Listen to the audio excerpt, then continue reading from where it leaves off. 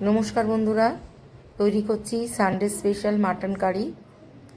আমি 1 কেজি মাংস নিয়েছি। ভালো করে গরম জল দিয়ে পরিষ্কার করে ধুয়ে নিয়েছি। মশলা দিয়ে দিলাম হলুদ গুঁড়ো, লঙ্কার গুঁড়ো, কাশ্মীরি লঙ্কার গুঁড়ো, আদা রসুন টমেটো পেস্ট, আর লবণ, হলুদ আর সর্ষের তেল দিয়ে ভালো করে এটাকে মাখিয়ে নেব। হাত দিয়ে মাখাতে হবে ভালো করে, যাতে সমস্ত মাংসের মধ্যে মশলা ঢুকে যায়। একদম চটকে চটকে ভালো করে মেখে নিতে হবে। মেখে নিয়ে এটা ঘন্টাখানেক আমি রেখে দেব, তারপর রান্নাটা করব। মাখানোটাই কিন্তু মাটনের ভালো হলে টেস্টটাও ভালো হয় রান্নার। আর সুন্দর করে এভাবে সমস্ত মশলা দিয়ে মাটনটা মাখিয়ে নিচ্ছি। আর একটু জিরে বাটাও দিয়েছিলাম, বলতে ভুলে গেছি। কড়াইতে এবার তেল দিয়ে দিলাম। প্রথমেই আলু ভেজে নেব। মাটনের আলু কিন্তু একটা অসাধারণ টেস্ট হয়।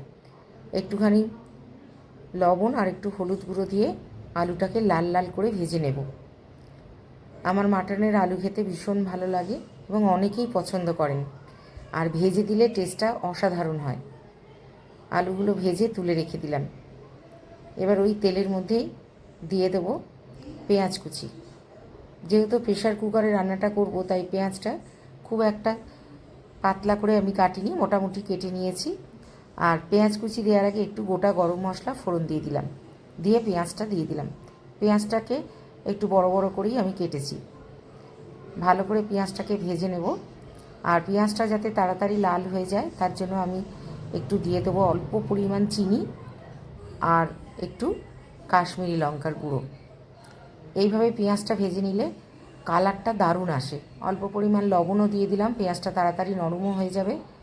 আর একটু চিনি দিয়ে একটু কাশ্মীরি লঙ্কা দিয়ে দিলে কালারটা ভীষণ সুন্দর আসে। এবার পেঁয়াজটা ভাজা হয়ে গেলেই মাটন যেটা মাখিয়ে রেখেছিলাম সেটা পুরোটা দিয়ে দিলাম। এইবার এটাকে ভালো করে কষতে হবে। এইটা একটুখানি সময় নিয়ে কষে নিতে হবে, তারপর আমি প্রেসার কুকারে দেব। এইবার একটু ধৈর্য সহকারে এটাকে কষতে হবে, আর মাঝে মাঝে একটু ঢাকা দিয়ে দেবো। ঢাকা দিয়ে কষলে তাড়াতাড়ি কষাটা হয়ে যাবে। আবারও ঢাকা খুলে নিয়ে আবারও কিছুক্ষণ নাড়াচাড়া করে কষতে হবে। আর এইভাবে কষলে তাড়াতাড়ি মাংসটাকে জলটাও বেরিয়ে যাবে একটু ঢাকা দিয়ে করলে, আর মাংসটা কষাটাও ভালো হবে।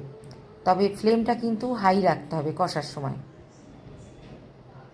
আমার মোটামুটি মাটনটা কষা হয়ে গেছে। এবার আমি এটা প্রেসার কুকারে দিয়ে দেব। তবে প্রেসার কুকারে দিয়ে কিন্তু আমি গরম জল দেব, ঠান্ডা জল দেয়া চলবে না। আর আলুটা এই সময় দেব না, প্রথমে 3-4টে সিটি দিয়ে নেব, তারপর একটু ঠান্ডা করে ঢাকা খুলে তারপর কিন্তু আমি আলুগুলো দেব। গরম জল দিয়ে আমি প্রেসার কুকারে ঢাকাটা লাগিয়ে দিলাম, তারপর আবার পরে খুলে নিয়ে আলুটা দিলাম। আলুটা দিয়েও 2টো সিটি দিয়ে এবার আবার কড়াইতে ঢেলে দিলাম। আর নামাবার আগে একটু গরম মশলা দিয়ে নামিয়ে নিলাম। নমস্কার।